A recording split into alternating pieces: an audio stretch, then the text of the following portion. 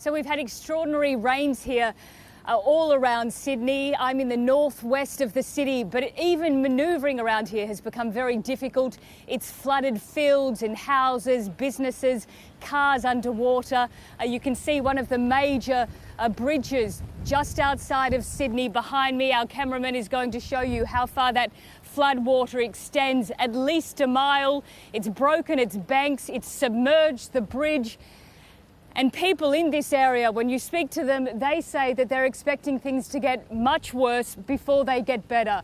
And that's because these rivers, the flood levels are still increasing and they're expected to peak overnight.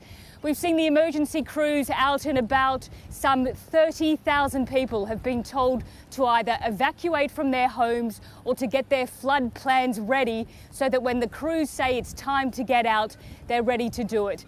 We've also seen them out on boats, already having to get some people, some families out of their houses when the waters have risen too quickly. The amazing thing here, though, is this has been going on for months and months. This isn't a one-off flood. Some of these areas have had 3 or 4 floods just this year. So they're exhausted, they're tired. They say they clean up from one flood and then suddenly another flood arrives. Remembering also at the beginning of the year, we had that massive flood event up on the north coast of New South Wales in Lismore. 10,000 people in that area are still homeless. So everyone here is frustrated that the flooding is still continuing. They say that the state government and the federal government needs to come up with a plan to protect them. But they're living in low-lying, flood-prone areas. And right now, Australia is in the middle of a La Nina weather event. So that means that the entire east coast of Australia is being constantly hammered by these extreme weather events.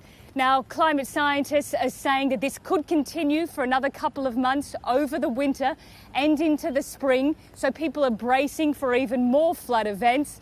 2 years of La Nina so far, and now they're saying that this could extend into a 3rd year. So a really pretty dramatic scene that we have here, not only on the outskirts of Sydney, but stretching along the coast.